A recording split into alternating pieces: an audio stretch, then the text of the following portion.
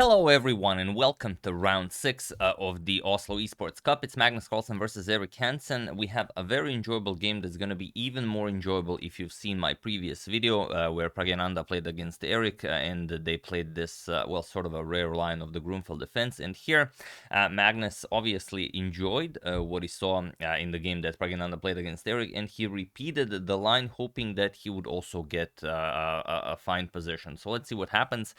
Magnus with the white pieces, and they basically repeat the game that was played in the previous round between Erik and Praggu. So here c4, g6, knight to c3, we have d5. Erik again goes for the Gruenfeld defense. C captures, knight captures, and e4, chasing away the knight from d5.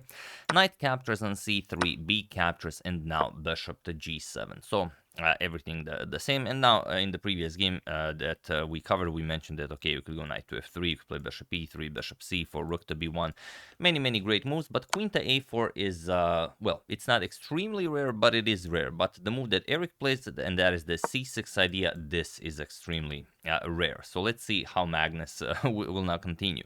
Knight to f3, and here in the game against Praggu, Erik castled, but here he goes knight to d7 right away. We have bishop to e2, castles, and now b5. So pretty much the same as in the game against Praggu, only now Magnus doesn't play queen to a3 and bishop to g5 like Praggu played. He continues with queen to c2, the move that we mentioned that existed before.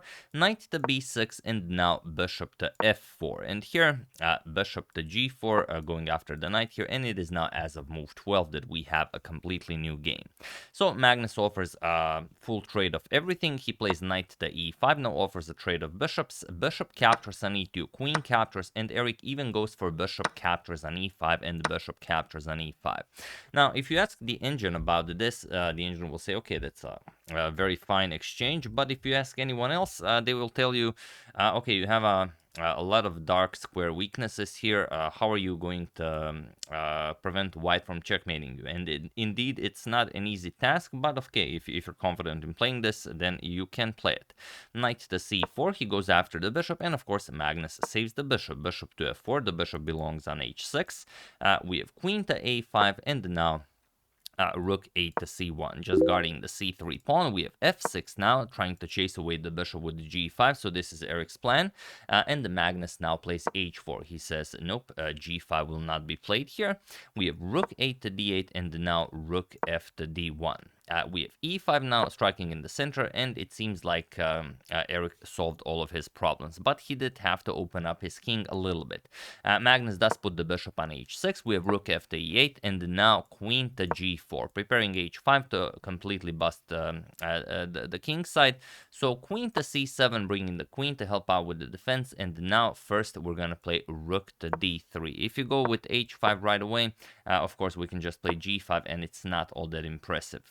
So that will have to wait. So first rook to d3, we want to bring the rook into the attack. So quickly queen to d7. Erik wants to trade queens, as he now does have a very nice pawn chain himself. So Magnus declines this, queen to g3, and now queen to e6. We have rook to e1, aligning the rook with the queen nicely here, and rook to d7, just adding more defense to the 7th rank, and also you can double up on the d file if needed. So Magnus strikes with f4. And here, what do you play for Erik? The problem is you have to play e captures on f4, or even you could play e captures on d4, but e captures on f4 is just extremely forcing, and it's very easy to find an idea with black. You're going to play knight e5, attack the rook. Of course, you can't capture because the rook on d3 hangs, and after the rook moves, hopefully here to help out with the attack, now you play knight f7, attack the bishop, and you've pretty much solved your problems. But Erik does not play that. Erik plays king to h8. He just wants to get the king away from the g file, but now Carlsen's position is completely winning, and this is how. F captures on e5, as you might have imagined.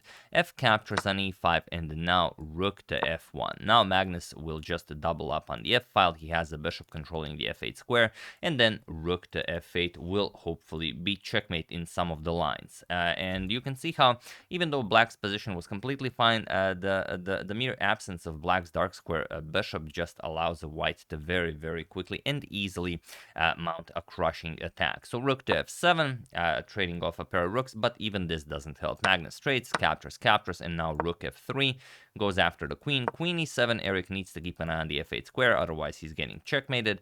And now, only now, h5. So now is the time to push it. We have queen to d6, and now we have queen to f2.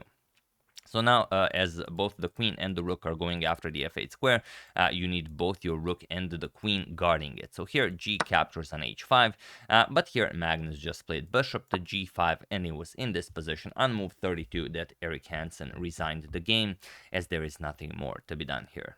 Interestingly, rook to f8 is also winning, but I guess there's no point in calculating this if you figure out that bishop to g5 is winning.